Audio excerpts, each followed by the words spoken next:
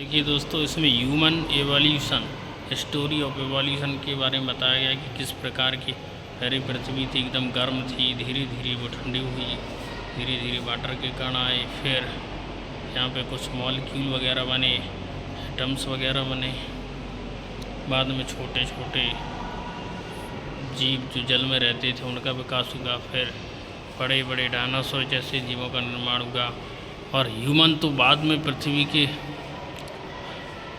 ऑस्ट्रोपिथेकस और वर्तमान मानव human sapiens यानी इंसान का आविष्कार प्रकृति के क्रम में बहुत ही लास्ट में हुआ, क्योंकि उतना संवेदनशील इंसान नहीं था कि ह्यूमन इवोल्यूशन के क्रम में हैवी टेम्परेचर को झेल सके। जो अन्य प्राणी वो हैवी टेम्परेचर को भी झेल सकते हैं। अंदर चलते हैं और हम बायोमेडिकल इवोल्यूशन को समझेंगे कि इंसान के विकास क्रम कैसे हुआ है।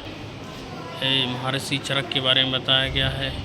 वो भूत एवं वर्तमान की तुलना की गई, और विज्ञान के इतिहास के बारे में बताया गया है, और जीव विज्ञान के बारे में दर्शाया गया है। ये चिकित्सा के सबसे बड़े जानकार और ऋषि महर्षि चतक ने भारतीय शिक्षा में विज्ञान में यानी आयुर्विज्ञान का जनक माना जाता है।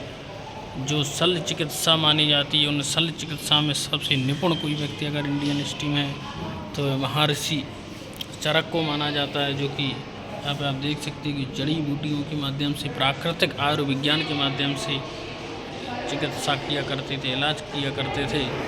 और वही भारतीय प्राचीन चिकित्सा विज्ञान यहाँ पे दर्शाया गया कि किस प्रकार ग्रंथों में बताई गई विधियों के माध्यम से औषधि तैयार करके रोगों का उपचार और निदान किया जाता था, और विभिन्न प्रकार के नेचुरल मेडिसिन का यूज यहाँ पे किया जाता था। इसे ही आयुर्विज्ञान के नाम से जाना जाता है कि प्राचीन भारतीय चिकित्सा परंपरा का प्रयोग करते हुए बीमारियों का कुशल उपचार करना आयुर्विज्ञान कहलाता है। यहाँ पर मनोविज्ञान एवं मनोरोग चिकित्सा के बारे में दर्शाया गया है कि एक व्यक्ति है जो मनोरोग से पीड़ित है, उस व्यक्ति को मनोविशेषज्ञ यहाँ पर उसका उपचार कर रहा है। बहुत ही शानदार चीज़ है। पर जो सिद्ध चिकित्सा पद्धति के बारे में दर्शाया गया, और साथ ही चिकित्सालयों का आगमन किस प्रकार हुआ, आयुर्विज्ञान, सिद्ध चिकित्सा पद्धति, और फिर जाकर के यूनानी चिकित्सा पद्धति, कैसे यूनानी चिकित्सा पद्धति medicine, founding the fathers of the यूनानी चिकित्सा पद्धति,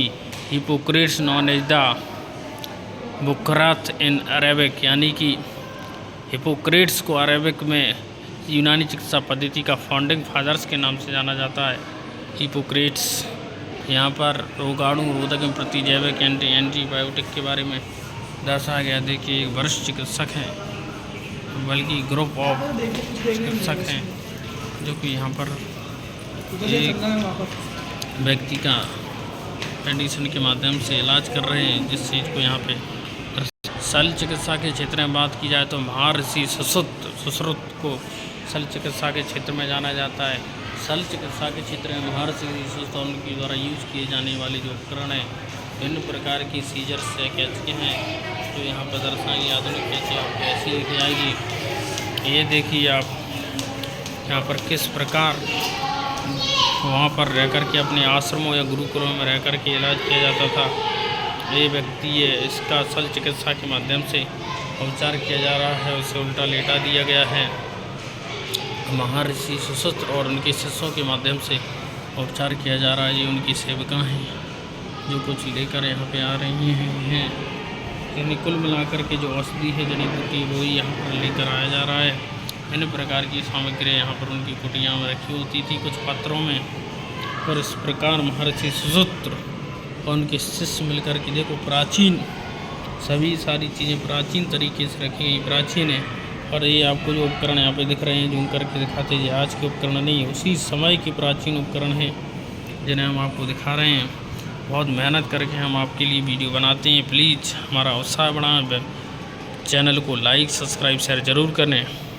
यहाँ पर क्रांति की प्रेरक चुनौतियाँ हैं, डार्विन, वालिस के विकास सिद्धांत और अन्य महान वैज्ञानिकों को यहाँ पर एक एक करके दर्शाया गया, और उनके एवोल्यूशन को भी दर्शाया गया है।